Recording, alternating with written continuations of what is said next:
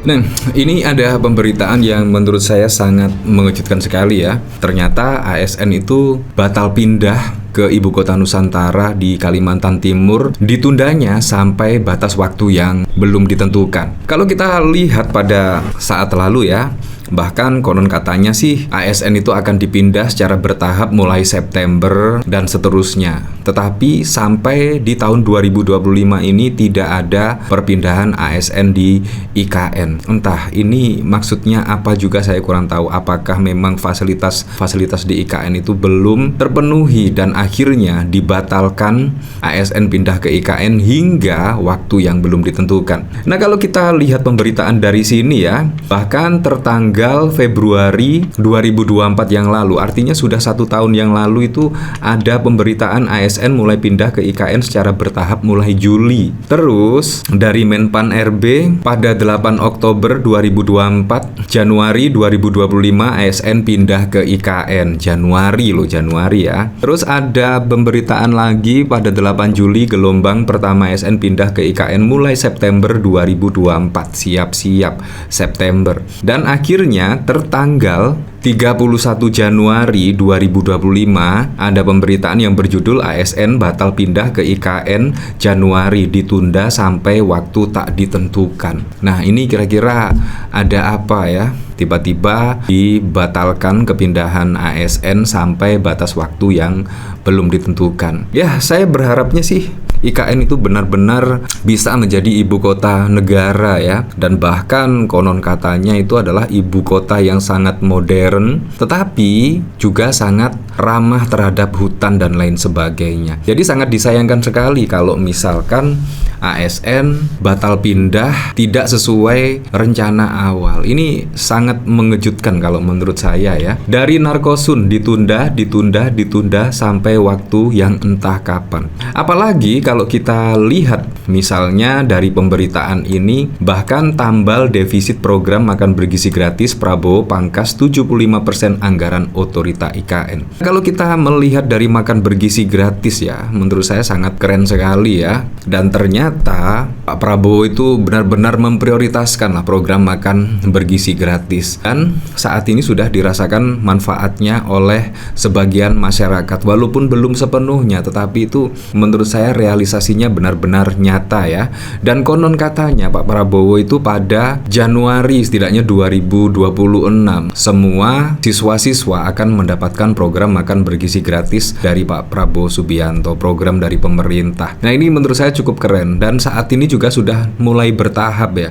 Mulai bertahap, kemungkinan di 3 bulan lagi akan separuh penduduk Indonesia dan kemungkinan pada 1 tahun mendatang, tepatnya Desember 2025 itu semua siswa-siswa yang jumlahnya puluhan juta itu akan mendapatkan manfaat setidaknya makan bergizi gratis. Jadi memang semuanya difokuskan lah. Jadi anggaran-anggaran semua mengalami pemotongan setidaknya untuk program prioritas dari Pak Prabowo Subianto, yaitu makan bergizi gratis. Titah Presiden Prabowo memangkas anggaran infrastruktur untuk menambal defisit program prioritas makan bergizi gratis berdampak pada penyesuaian anggaran belanja Otorita Ibu Kota Nusantara. Pelaksana tugas PLT Deputi Sarana dan Prasarana OIKN Denis Sumadilaga membenarkan bahwa anggaran IKN dipangkas sebesar 4,8 triliun atau sekitar 75% dari total pagu awal sebesar 6,39 triliun. Iya, betul ada efisiensi anggaran OIKN 4,8 triliun katanya pada 2 Februari yang lalu. Artinya usai pemangkasan itu dilakukan, pagu anggaran OIKN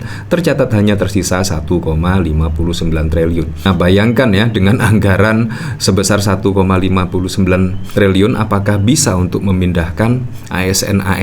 Kita lihat saja. Dan bahkan kalau kita lihat dari pemberitaan pemindahan ASN itu juga dibatalkan sampai batas waktu yang belum ditentukan. Artinya itu masih mengambang. Bisa saja pada 2026 lah, ketika ekonomi sudah pulih dan APBN Indonesia surplus, kemungkinan bisa saja yaitu ASN pindah pada 2026 dan seterusnya.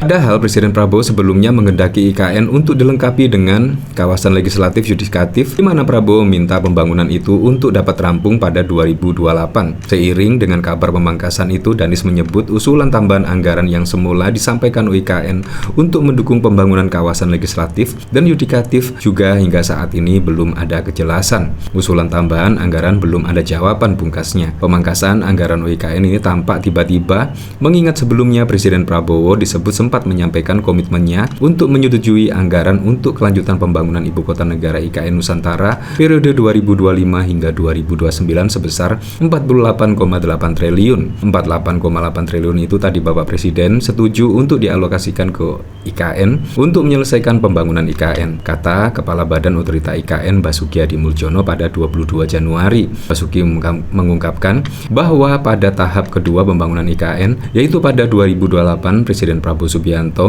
mempunyai target IKN menjadi ibu kota politik. Dia mendapatkan tugas untuk menyelesaikan pembangunan infrastruktur, ekosistem, yudikatif dan legislatif baik untuk kantor dan huniannya. Dia menuturkan dibutuhkan APBN sebesar 48,8 triliun untuk menyelesaikan target tersebut. Nah, akhirnya ada pemotongan ya. Apakah memang IKN itu benar-benar bisa terwujud atau tidak ya? Apalagi kalau kita lihat dari pemberitaan di sini ya, Prabowo potong anggaran PU 81 triliun. Begini nasib pembangunan IKN. Ya jelas, kalau misalkan PU dipotong juga, pastinya juga akan berdampak kepada pembangunan IKN. Presiden Prabowo Subianto bakal memangkas anggaran infrastruktur yang dikucurkan Kementerian Pekerjaan Umum sebesar 81 triliun pada 2025. Asal tahu saja, semula pemerintah telah sepakat mengucurkan anggaran belanja di Kementerian PU sebesar 110 triliun. Dengan adanya pemangkasan tersebut, maka pos belanja infrastruktur PU hanya tersisa 29,95 triliun. Menanggapi hal itu, pengamat tata kota Universitas Trisakti Nirwono juga menyebut hal itu bakal berdampak signifikan pada laju pembangunan mega proyek Ibu Kota IKN Nusantara. Kementerian PU dan Badan Otorita IKN akan menjadi kementerian dan badan yang banyak terpangkas efisiennya anggaran 2025.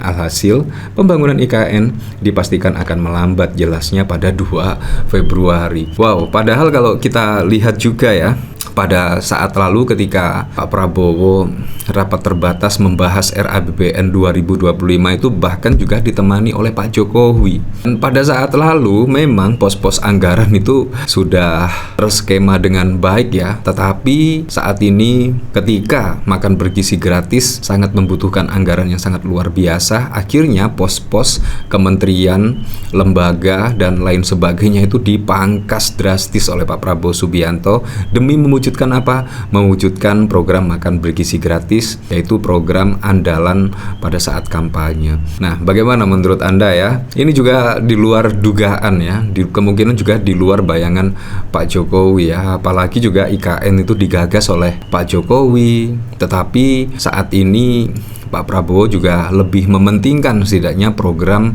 unggulan atau program prioritas dari Pak Prabowo. Ya, menurut saya sih ada benarnya dan sangat benar sekali kalau Pak Prabowo itu pastinya memprioritaskan program unggulan dari Pak Prabowo itu sendiri.